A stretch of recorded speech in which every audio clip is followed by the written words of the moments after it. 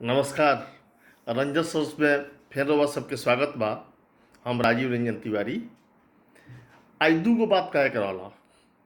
एगो तो दिल्ली में कांग्रेस पार्टी के मीटिंग भइल।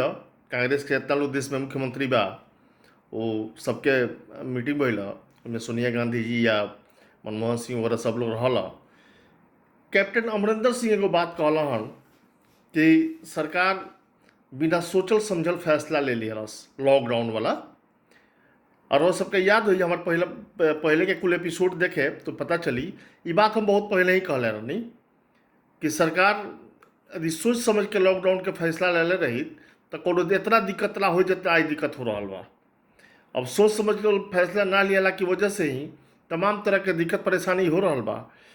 अर्थव्यवस्था तो खैर चरमराइए गई बा, चौपट हो गई बा। आज के मीटिंग में सोनिया गांधी जी भी कहली है कि सरकार का ये बात बतावे के चाहिए कि 17 मई के बाद भी लॉकडाउन खुली कि ना खुली। बड़ा सवाल बा, बात हो के चाहिए यही पर सरकार का स्पष्टीकरण देवे के चाहिए, बतावे के चाहिए कि 17 मई के बाद लॉकडाउन खुली कि ना, कि ओकरा और आगे बढ़ावल जाई। ए पर सरकार की तरफ से कोनो तरह के बात नहीं हो, ये बात होके के चाहिए।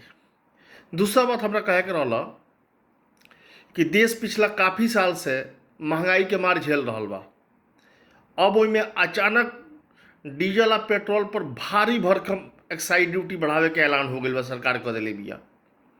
हालांकि एक्साइज ड्यूटी बढ़ला के मतलब रेट बढ़ल ना भइल, पेट्रोल के दाम बढ़ा, डीजल के दाम बढ़ल ना भइल, लेकिन संकेत बाटे कि दाम बढ़ी। अब भारी भरकम बढ़ी, बहुत ज़्यादा बढ़ी, जौना से लोग परेशान हो जाई, तंग हो जाई। सोचे वाली बात ही बा कि पहले ही से जब देश परेशान बा महंगाई की वजह से, लोग के लगे पैसा नहीं है, कारोबार धंधा खत्म हो गई, नौकरी चाकरी खत्म हो रहा बा लगातार लोग के। अब कहाँ से लोग महंगाई झेली या कौनी या लोग के काम धाम चली, यही पर विचार करे के चाहिए सरकार का।